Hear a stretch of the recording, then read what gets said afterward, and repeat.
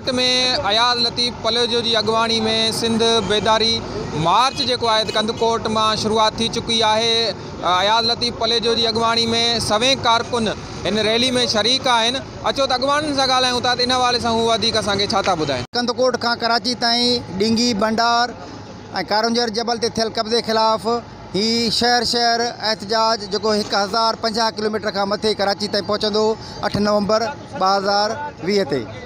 हिकिड़ो ई मुतालबो आहे त ही सिंध जा जेके वसीला आहिनि, सिंध जी मिल्कियत आहे ऐं उन ते नाजाइज़ पीपल्स पार्टी जी NOC ऐं वफ़ाक़ जे कब्ज़े ख़िलाफ़ गॾियल तौर असीं सिंध हुकूमत ऐं वफ़ाक़ जी हुकूमत के ख़िलाफ़ ही एहतजाज रिकॉर्ड करणु चाहियूं था त ही सिंध जी मिल्कियत आहे ऐं सिंध जी मिल्कियत हज़ारनि सालनि खां आहे ऐं इहा जारी रहंदी। इहो असां पैगाम पिया ॾियूं हुक्मराननि खे, PTI खे ऐं पीपल्स पार्टी करप्ट तरीन हुक्मराननि खे ॾियूं था त तव्हां जे सिंध अगरि वेढ़ाईंदव त पाद रखाईंदव।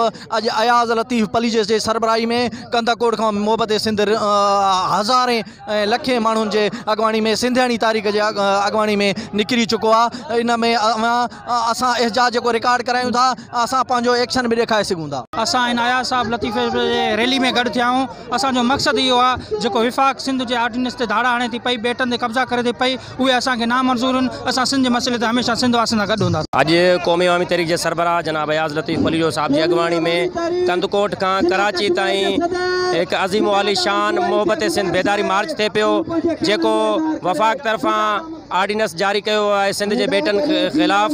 ऐं उनखां अलावा जेकी महांगाई आहे, लाक़ानूनियत, बेरोज़गारी ऐं पाणी खोट, इन सभिनी मसइलनि ख़ातिर जेकी कराची कमेटी आहे, इन सभिनी मसइलनि ख़ातिर अॼु क़ौमी अवामी तहरीक सरबराह जनाब अयाज़ लतीफ़ पलेजो कंदकोट खां कराची हिकिड़ो मोहब्बत जो पैगाम ॾियनि पिया ऐं वफ़ाक़ खे इहो असां ॿुधाइण था चाहियूं त इहे पंहिंजा जेके हथगंडा आहिनि, जेके इहे तव्हांजा फ़ैसिला आहिनि, उहे पंहिंजा वापसि वठो।